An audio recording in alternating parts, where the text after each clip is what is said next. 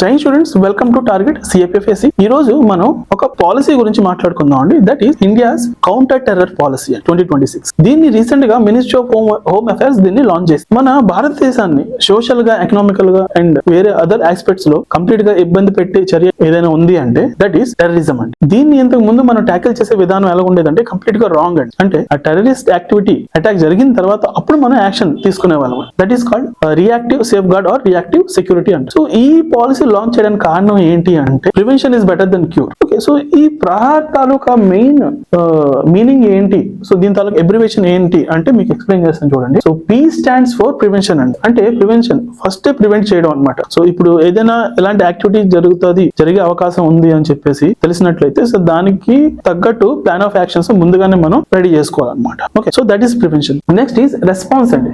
ఇప్పుడు response time ని మనం తగ్గించుకోవాలి. అంటే క్విక్ రెస్పాన్స్ టైం, క్యూఆర్టీ అంటారు. సో ఇప్పుడు ఏదైనా యాక్టివిటీ జరిగింది అనుకోండి, లోకల్ గా ఉన్న పోలీసింగ్ ని మొబిలైజ్ చేయడం, సో దగ్గరలో ఉన్న ఏజెన్సీస్ ఏవైతే ఉన్నా వాళ్ళని కాంటాక్ట్ చేయడం, లైక్ ఎన్ఎస్డిఏ, ఎన్ఐఏ, వీళ్ళని. సో వీళ్ళందరినీ కూడా ఏంటంటే క్విక్ గా మనం మొబిలైజ్ చేయాలన్నమాట. క్విక్ రెస్పాన్స్ టైం ని తగ్గించుకోవాలి. So R stands for that అనమాట. And A stands for aggregating internal capacity. అంటే ఇప్పుడు లోకల్ పోలీసింగ్ కానీ లేదా ఏజెన్సీస్ ఏవైతే ఉన్నాయో సో అవి ప్లస్ గవర్నమెంట్ అందరూ కలిసి ఒక అంబ్రెల్లా కింద పనిచేయాలండి. సో అందరూ కోఆర్డినేట్ చేస్తూ. ఓకే, నెక్స్ట్ హ్యూమన్ రైట్స్ అండి. హ్యూమన్ రైట్స్ అంటే ఎలాంటి ఆపరేషన్స్ చేస్తున్నప్పుడు, కౌంటర్ టెర్రరిజం ఆపరేషన్స్ చేస్తున్నప్పుడు చాలా వైలేషన్స్ జరుగుతూ ఉంటాయండి. ఓకే, సో హ్యూమన్ వైలేషన్స్ అంటే చాలా మంది గాయపడడం కానీ చాలా మంది చనిపోవడం ఇలాంటివి కూడా జరుగుతూ ఉంటాయి. సో అలాంటివి ఏవి జరగకుండా ఓకే మన కాన్స్టిట్యూషనల్ లాస్ ఏవైతే ఉన్నాయో సో వాటిని సేఫ్ గార్డ్ చేస్తూ ఇలాంటి ఆపరేషన్స్ ని కండక్ట్ చేయాలి. Next attenuating the conditions enabling terrorism including radicalisation. So దీనికి అర్థం ఏంటి అంటే వైట్ కాలర్ టెర్రరిస్ట్ ఎక్కువ అవుతున్నారండి. వైట్ కాలర్ టెర్రరిస్ట్ అంటే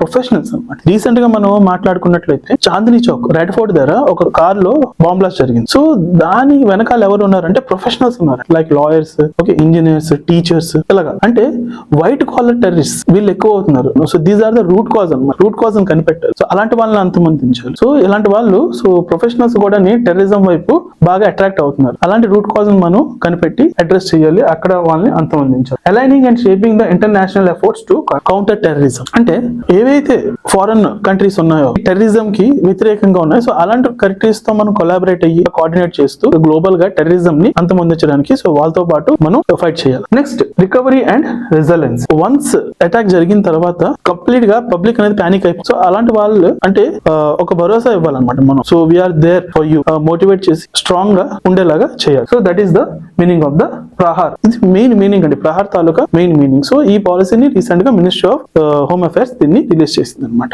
ఓకే, థ్యాంక్ యూ.